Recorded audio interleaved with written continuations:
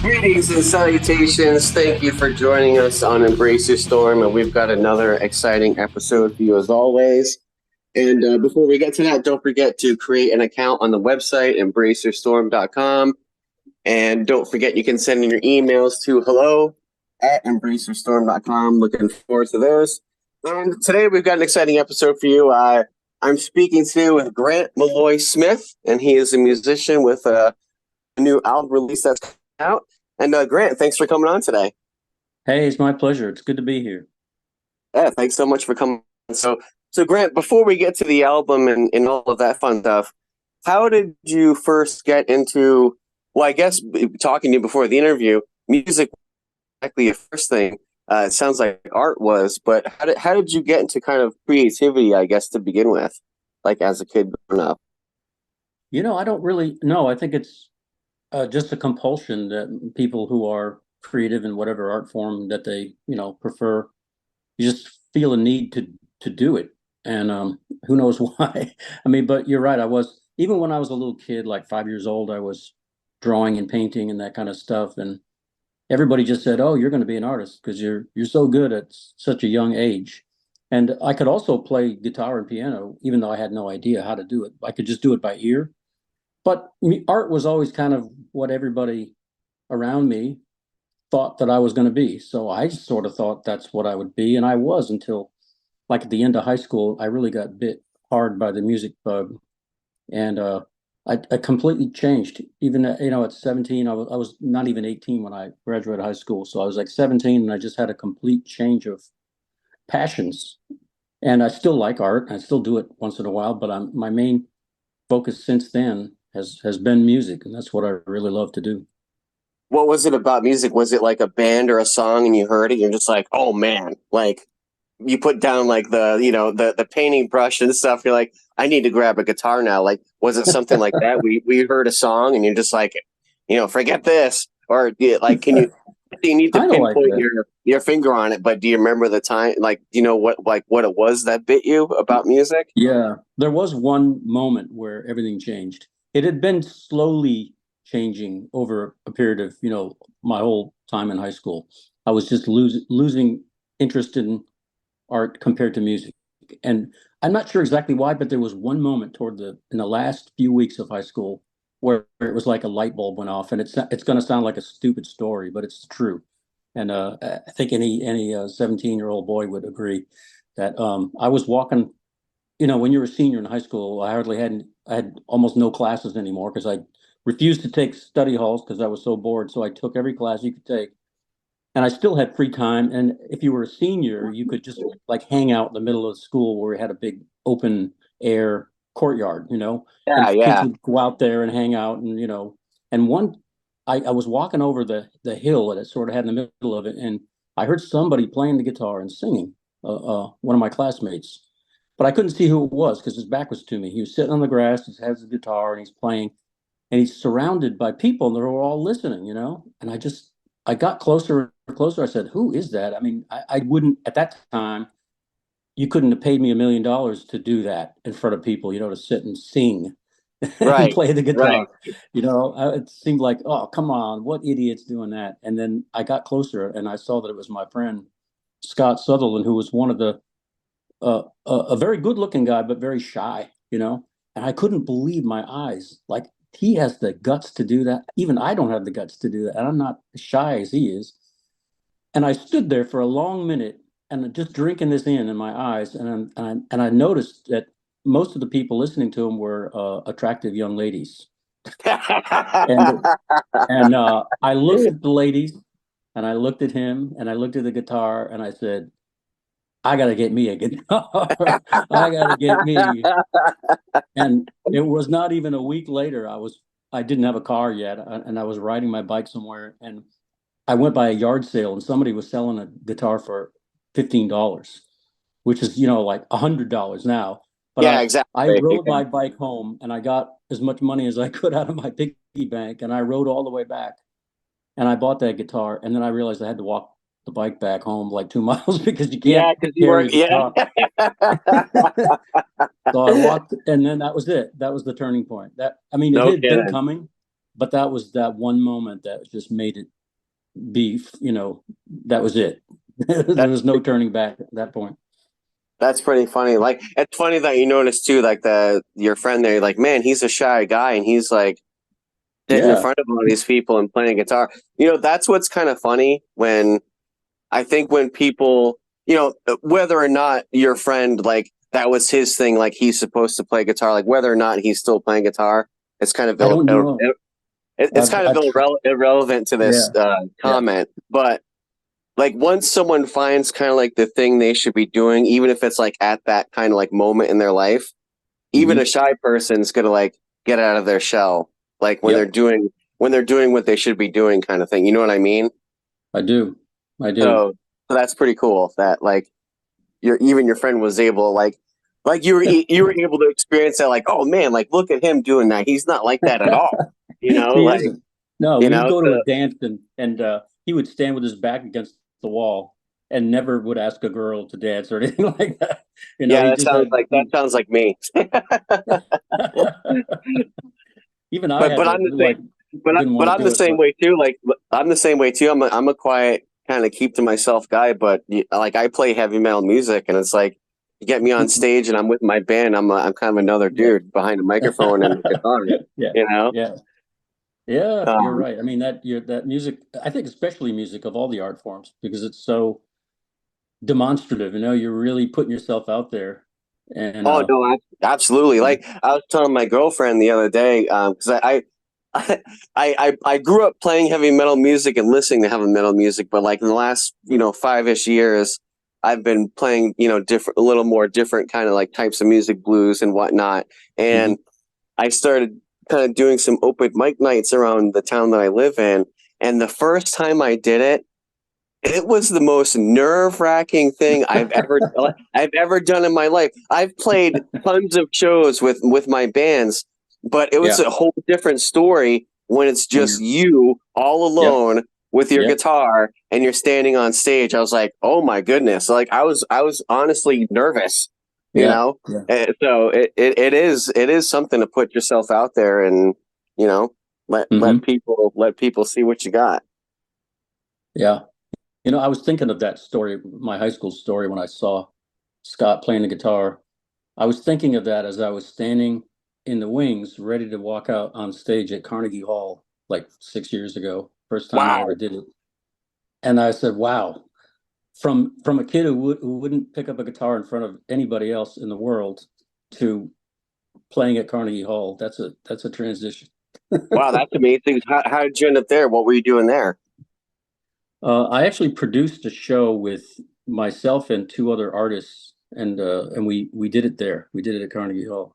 That's awesome. So, Yeah. all right.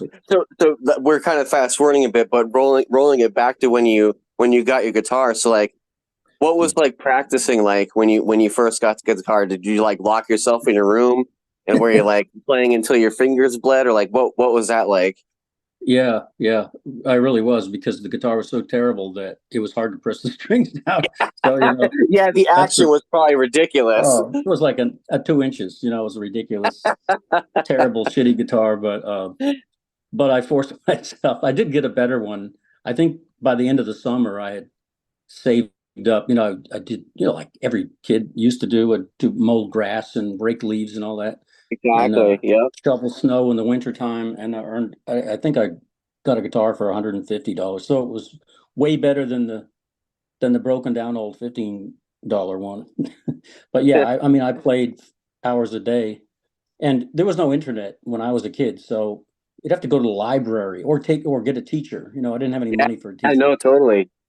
So, like today, you can go on YouTube and learn how to do brain surgery. You could learn anything on YouTube. Seriously, like I was telling one of my sons the other day, I was like, man, if I had YouTube growing up, I think Mm, I'd be unstoppable. Like, exactly, exactly. I would have learned. It would have been so much faster to learn the guitar if I had YouTube, but I didn't. So I had to.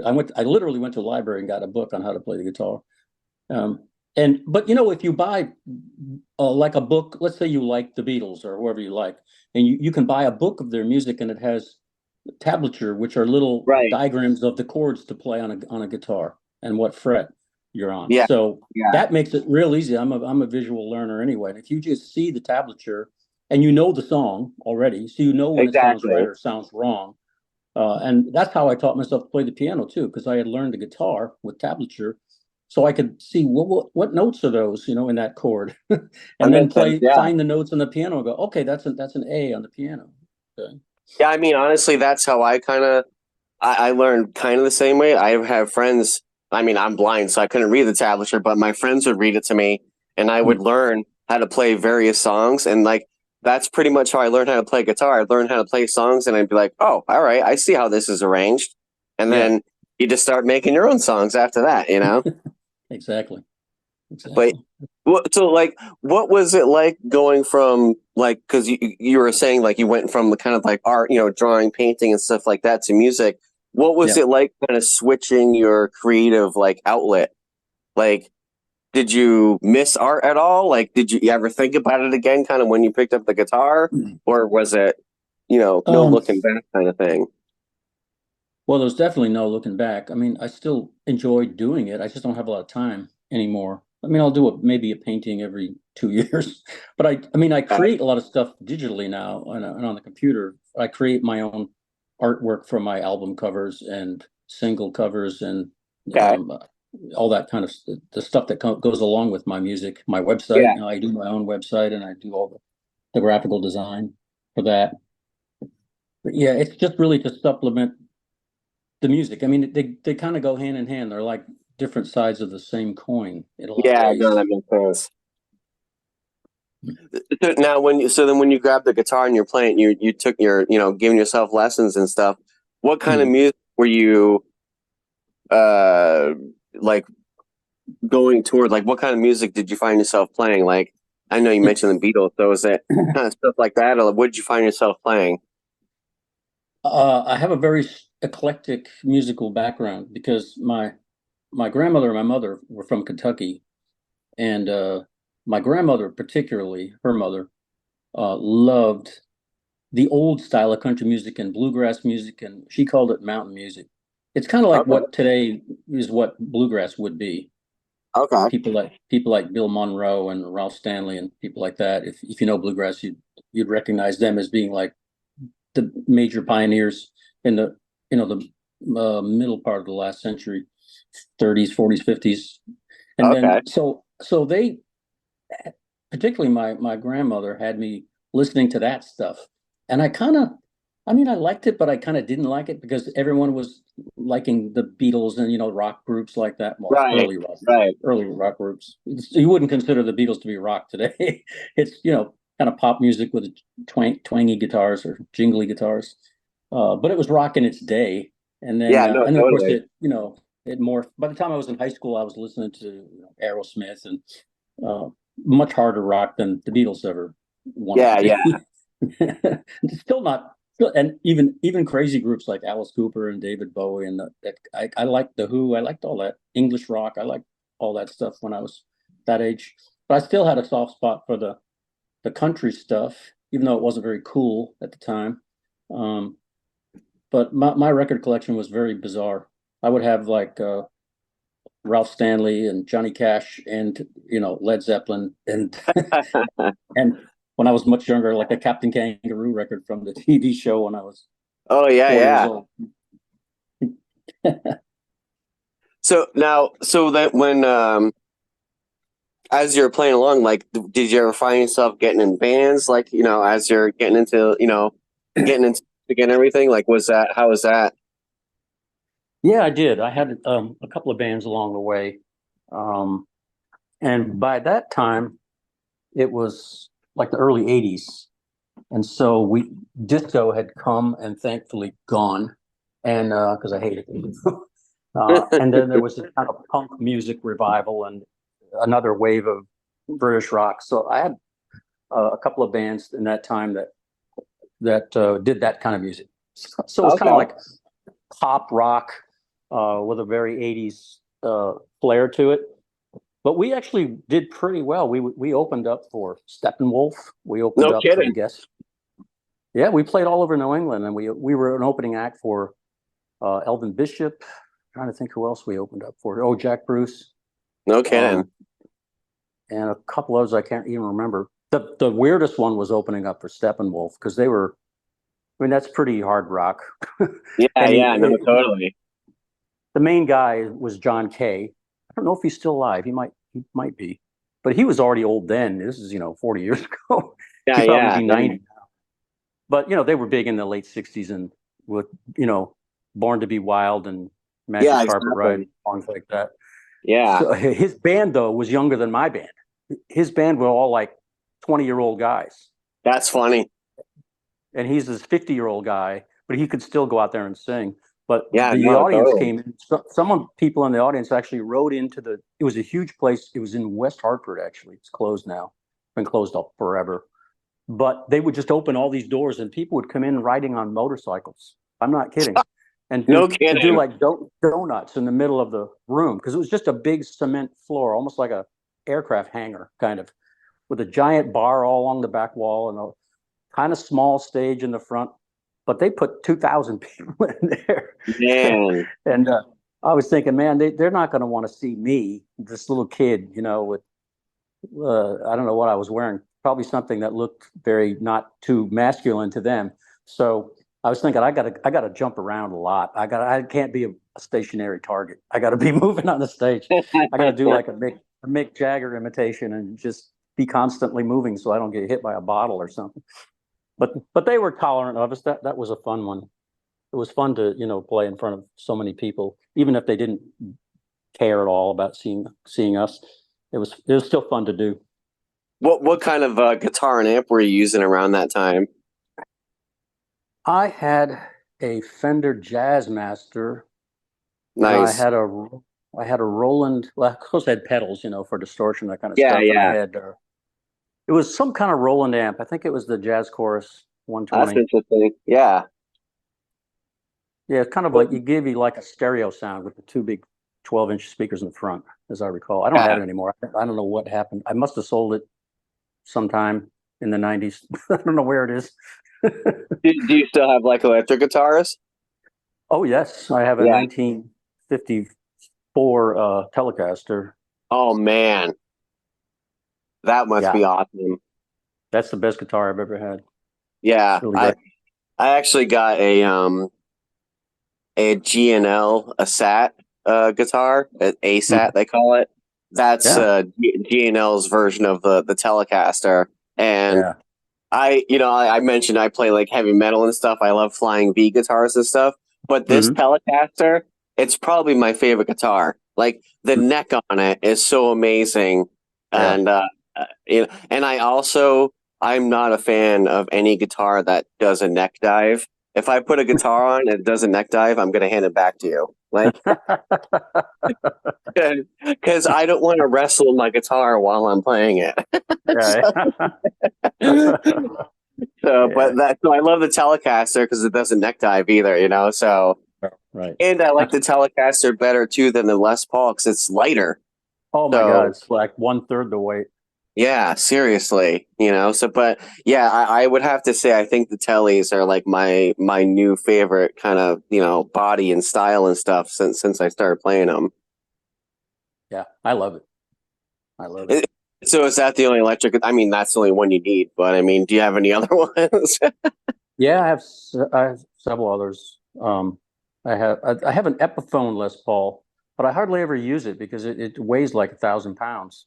Yeah, And no, if you're in the studio, it's okay, but because you're sitting down, mostly. But put that thing around your shoulder for 3 hours is like no, no, no, thank and you. yeah, and the Epiphones are lighter than actual Les Paul, so I that's know, I know. I can imagine what the Gibson one is probably 15. Mine's I think 12 or 13 pounds, and it doesn't seem like a lot, but when you wear that on your shoulder for a oh, while. absolutely.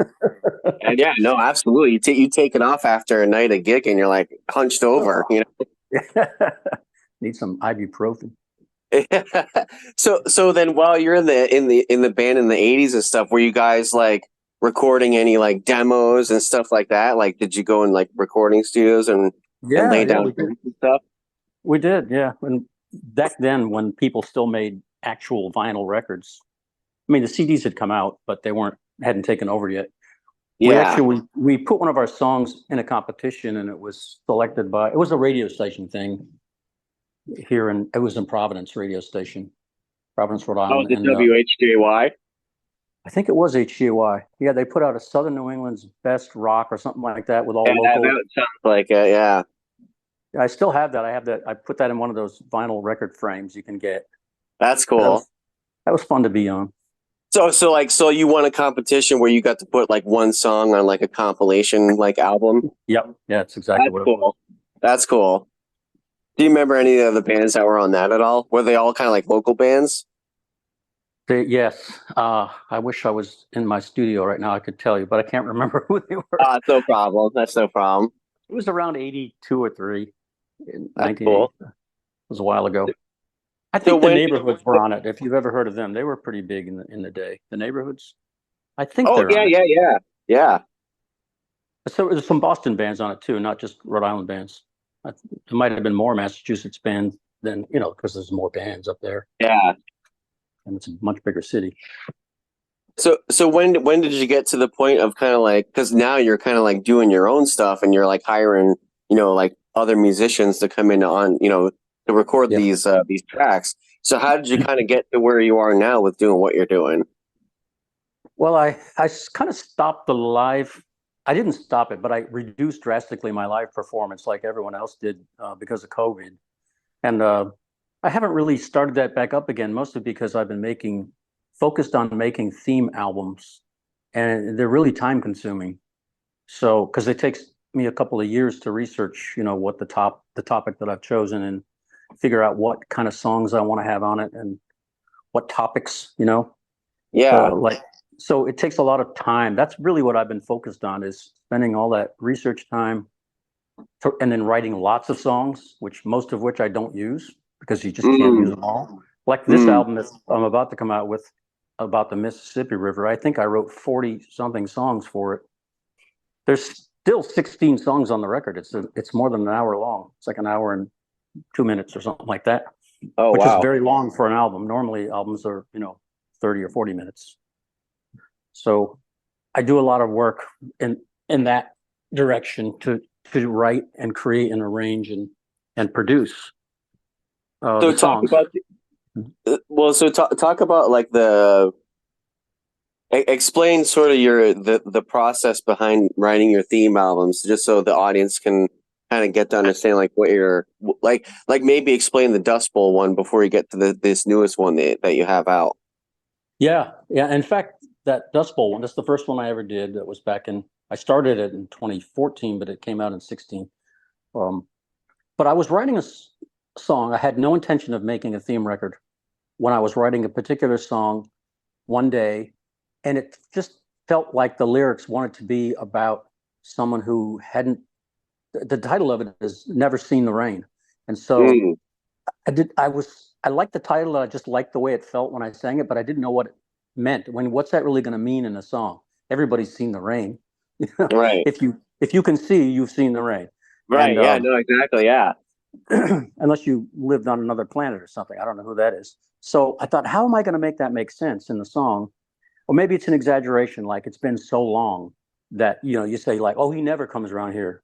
Well, mm, literally he mm, does, but it's just been so long that you're exaggerating and saying, this never happened or he never does this. yeah, Okay, maybe that's my angle. But then, so if it hasn't rained in so long, like, what's the story behind that? Was there a really big drought in history that I could write about? Something to kind of connect it to reality.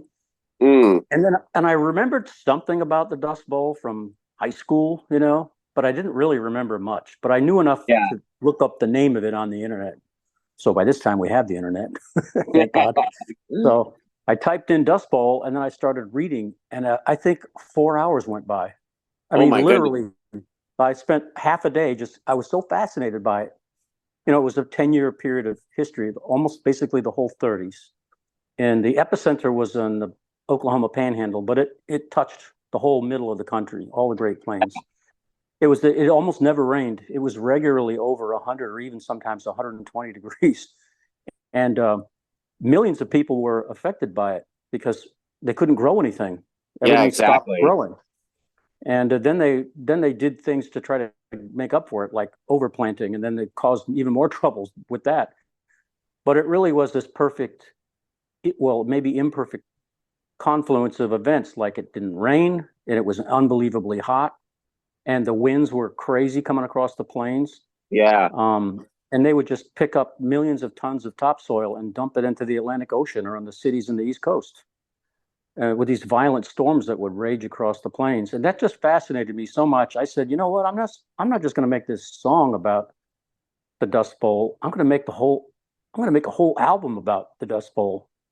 That's how that really started, like about 10 years ago, when I really decided that would make it easier to write, because now, like I've scored a bunch of independent movies, and I find that to be easy because when you see the movie, you kind of know what it needs.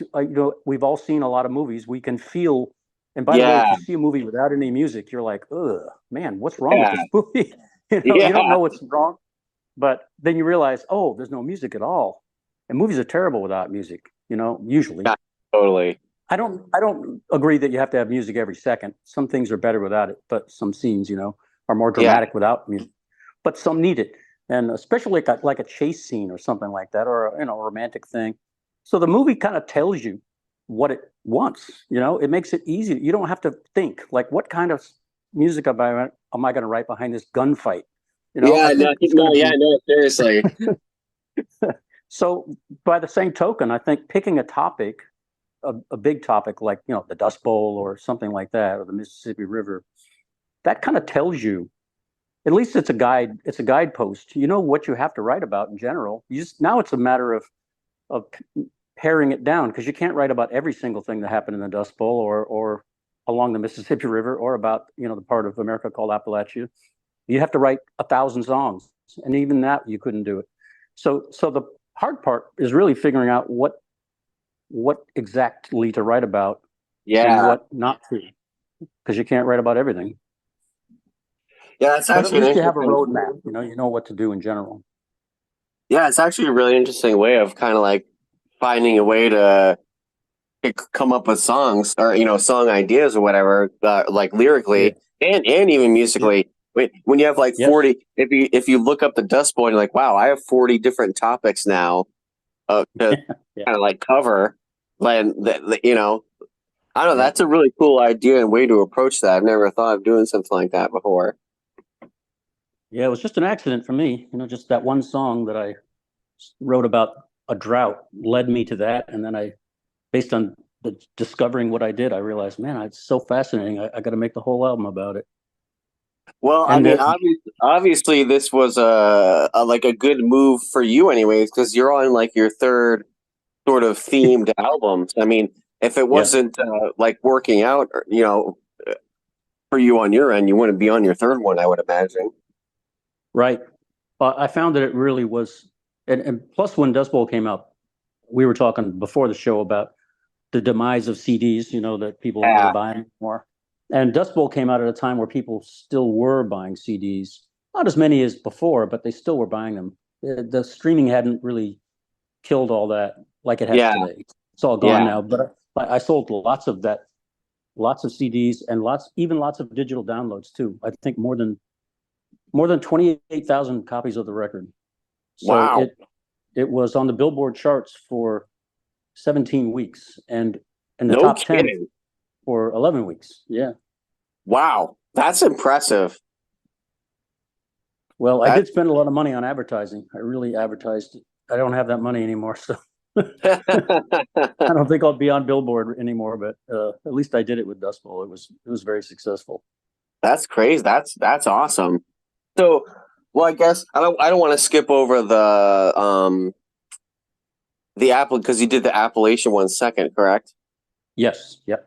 And my So what? my family on my mother's side and even some on my father's side are really from that region, particularly Eastern Kentucky and West Virginia and Eastern Tennessee. So that was kind of a labor of love for me, because I like that part of the country, not just because my family's there. It's one of the most beautiful parts of our country. It's also got a lot of problems, as we all know, and it has challenges. Like, well, so does New York City. So does Los Angeles. They're Yeah, just yeah, they're related to problems too, with the drug stuff. I will say it's getting better in some ways. Um, but this now because of the border situation, when I made this record, came out 3 years ago, and I wrote a book that went along with it. And I did lots of research about there's a song about someone going through cold turkey withdrawal from fentanyl addiction on the record. A real Mm. cheerful top. Yeah, Um, right. but I did some research, and at that time, it was like fentanyl, particularly those opioids, particularly fentanyl, were killing like 40,000 Americans every year. And you know what? It's double that now. 3 years later, it's like 78 or 80,000 Americans die of fentanyl overdose Man. a year. That's double or more than double the people that get killed in a car accident. So I think that's like 30,000 or something like that. Wow. Can you imagine that? That's like a horrible statistic that we need to do something about. Yeah, I feel like I saw this might have been 5 years ago or longer, but I feel like there was some guy that I saw. He was making T-shirts, I think, to kind of like attack the fentanyl problem in like I want to say it was the because Appalachian Mountains is part of it is definitely in Virginia, right? The whole western edge of Virginia is in the mountains. Okay, so I feel like it was in Virginia. This guy was saying like the fentanyl problem at that point was so bad. He was like just recently a bad batch of like heroin or whatever came into the Mm. area, and it was Yeah, like literally like 300 people within like a day or two overdosed yeah, like in that area. I was like, wow, that is crazy. Like it is. just It is. imagining that many people dying and within a few days just from like I was Yeah, like that's terrible. But he yeah. was pointing out how bad the fentanyl is in that area. I never realized it or whatever. Yes, it's really terrible, and it will kill you because it hardly takes any of it to kill you. Yeah, And it's hard to imagine why the people that are doing this. Uh, a good rule of business is don't kill your customer because then they're yeah, not your seriously, customer anymore. So yeah, it's almost like an attack on the country in a way. yeah. Like No, let's I just mean, kill yeah, I mean, we'll give the Americans the tools to kill themselves without realizing that yeah. they're We about to do we it. don't need to do it; they'll do it themselves. Yeah, yeah. And we'll make money too along the way. They'll pay us Yeah. to let them kill themselves.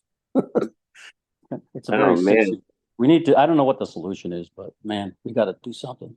I hear you.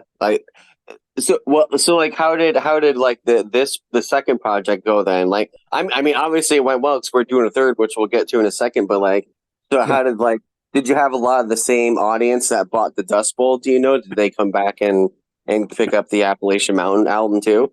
Yes, very much so. And I made that record as a CD and a vinyl record since that was kind of. I think that year that album came out, 21, was the year that vinyl records sold more than CDs for the first time since Yeah, like I would 40 years believe it. ago. I would believe it. Probably because of the pandemic and everyone was home and Yeah, everyone's it just sort of everyone became started buying cool to records. have like big Yeah, records like from the 70s, that yeah. so even my kids, they're in their 30s and they have vinyl records and their record play. Sometimes they just put them on a wall and look at them, because they're kind of cool pieces of art. Yeah, All no, but yeah, exactly. They make the picture disc ones, I guess, to have all kinds of, instead of just the black vinyl, they have like a whole picture on the yeah, it's actual true. rep.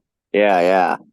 Plus, Uh, what I so- really liked when I was a kid was liner notes. You could, especially if the record opened up, and then it was yeah, like a few pages of pictures and some notes, and that was always fast. That's the thing when you were a kid, you'd lie in your bed and look at that while you had the record on.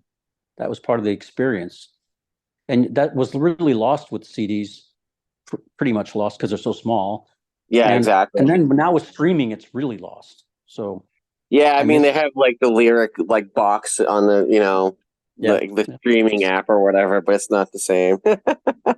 No, there's something about holding it in your hand too that's different from, a digital thing or on a Yeah. screen. It's just more visceral, more organic What experience.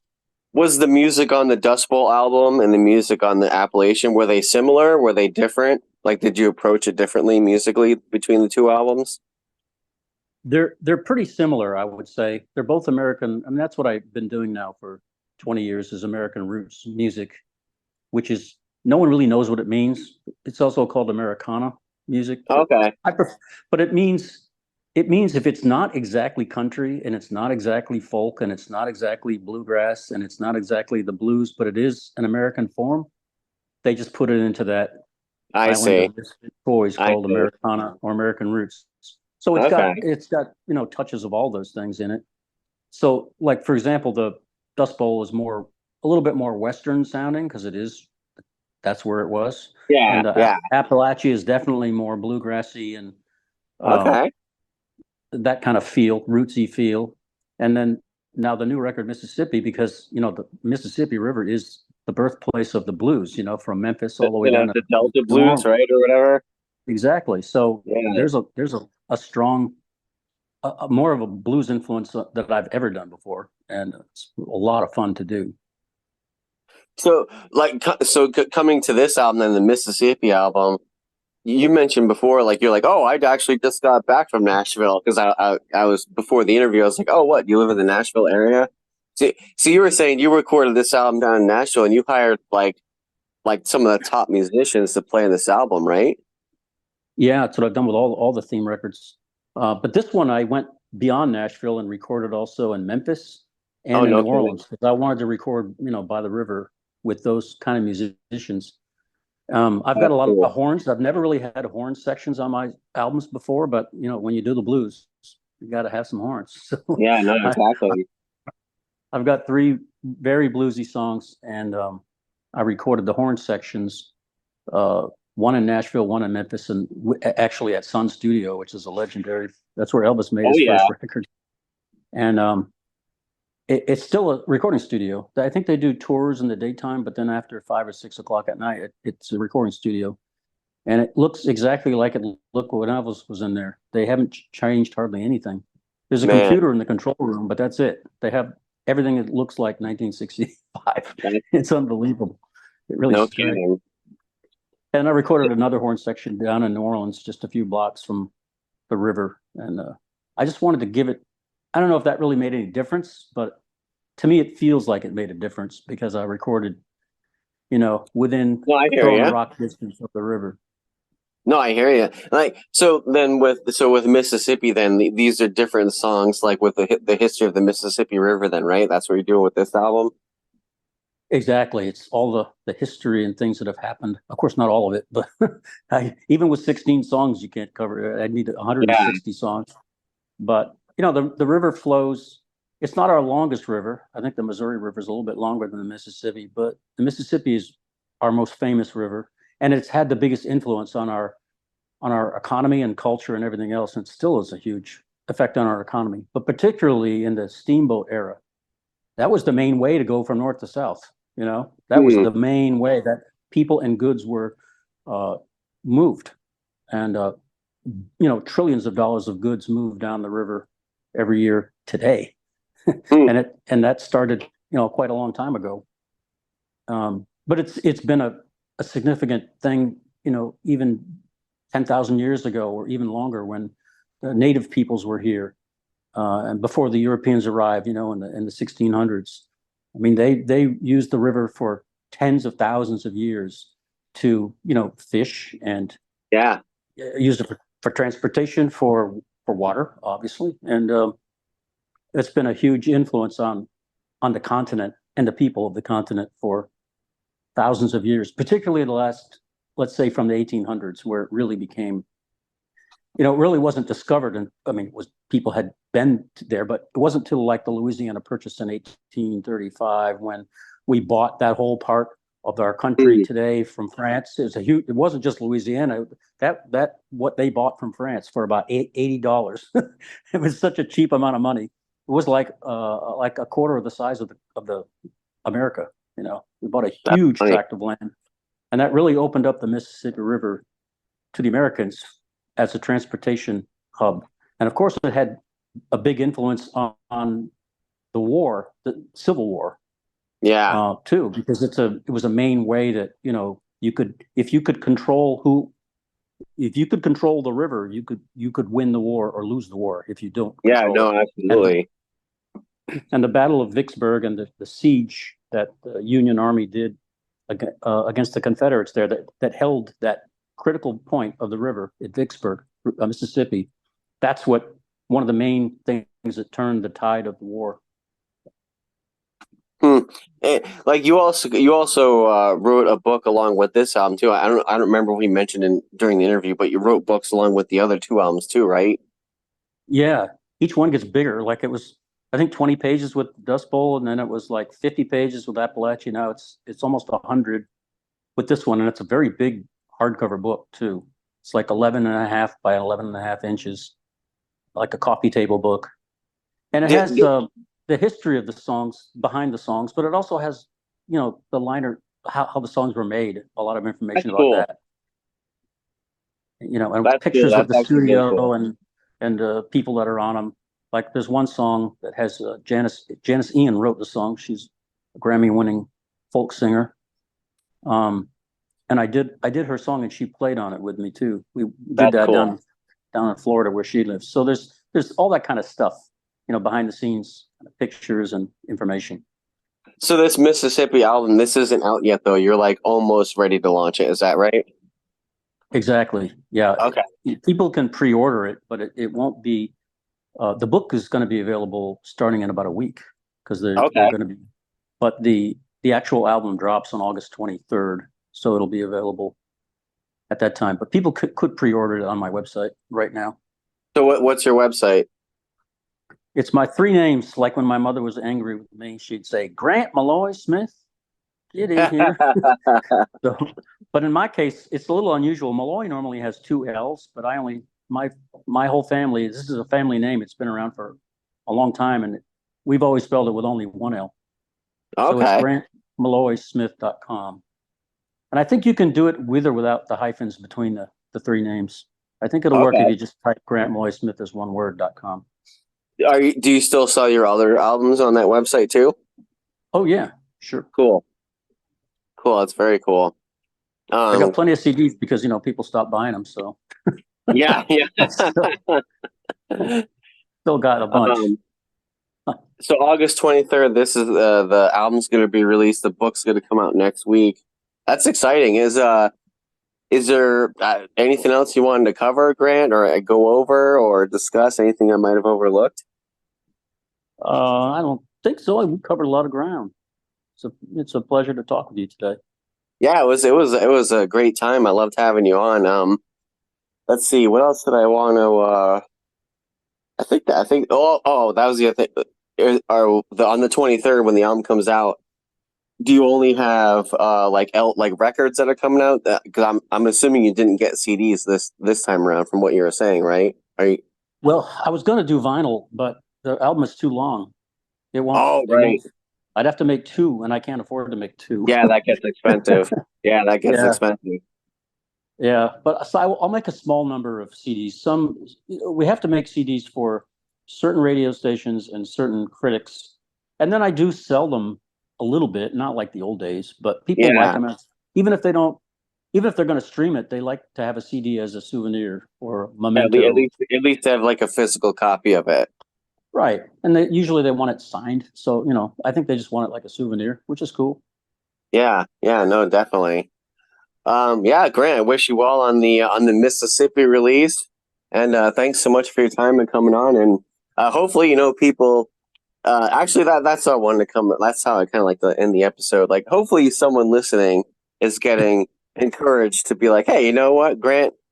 Even though he was an artist when he was younger, he picked up Yeah. guitar a little bit kind of later or whatever. Like, hopefully, someone listening is getting encouraged to, take some Yeah. sort of action. Like, is there any kind of suggestions you could give to someone listening to that's maybe afraid to kind of take that first step, whatever? Is there any advice you Yeah. could give them?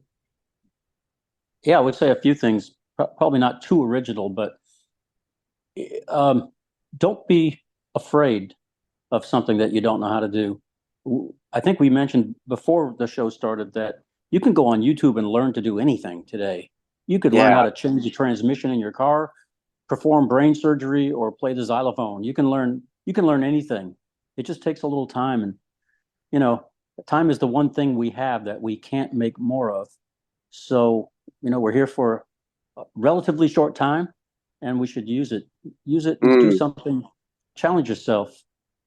What, you got nothing to lose. Yeah, like don't be afraid to fail kind of thing. Right. Like nobody's like Beethoven the first time they sit down behind a piano or whatever. You know, no one's Right. slacked on guitar when they first pick up a guitar. You know, like you gotta start somewhere. You know. Well, you know what? I think just maybe to wrap this up, I think there's something that's a little bit wrong in our culture, not just our culture, but around the world, in how we perceive music and art. And what I mean by that is, like, my family, my Appalachian family, of course, this is before there was really television or even some radio. They could only listen to a little bit per day. They would sit on their porches and play music, you know, and everybody had some kind of instrument, and not everybody was very good, but that didn't Right. matter. It's a way to build community and express yourself. And I think today the focus is on, I'm never going to be as good as a professional, but I don't Exactly. care. I don't care.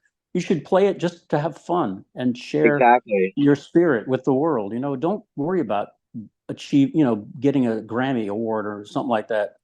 Who cares? Do it for the fun of it. Actually, Noah Grant, that is like the perfect point to make, and I do kind of come up. I do make that point sometimes with other people, but I think this needs to be sort of like the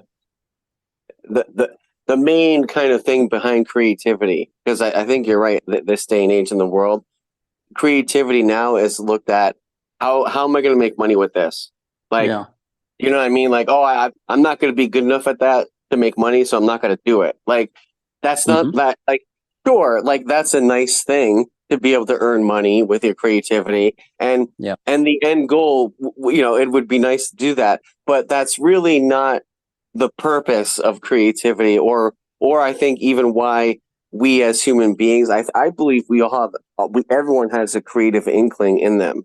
And it's not because to make money. Like, it is to bring some sort of sense of peace or calmness or something along those lines. I don't want to say like a healing sort of thing, but like, because, you know, I'm not a doctor or I don't play one on TV, but I mean, I think when people join a creative outlet, a lot really happens for that person, even if it isn't making money, you know? I agree. I think it's just good for your soul in general. Yeah, And I think absolutely. I think it makes you a more peaceful person in some ways. I think it's just good therapy. Any kind of art form like that, whether it's dancing or slam poetry or whatever you like to do, whatever you like to be a part of, it's going to be good for you. Exactly. That's the perfect way to actually end this interview, Grant. So I thank you for that. I think if your words. So you know, so if you're afraid of failure, if you're afraid of not being, you know, the best whatever when you first do it, you put those things aside. You know, I certainly wasn't the best guitarist in the world when I first picked up a guitar, and I'm still not. True. I'll never be as good as I want to be. You know, but that doesn't stop us from playing, you know. So Right. if anything, Not at it's all. kind of a driving force, maybe, you know, to want to get better. Yes. But yeah, so Grant, again, I appreciate your time. There'll be links in the show notes, everyone, to you know, to Grant's website and stuff. I'm assuming you're on Spotify too, is that right, Grant? Yes. I'm on Yeah, all so the Apple, Amazon, all the normal yeah. places. So just Grant Maloy-Smith. If you just search that, they'll find you. Yes. Yeah. Use all Okay, three cool. names. If you use all three Okay. names, you'll find me. You'll find nothing but me. Let's see. Of course. Let's see. I think that's everything. Do you have any final words for the audience, Grant? Just thank you for listening today. We appreciate it. It's good to communicate with you. Awesome. Thank you so much.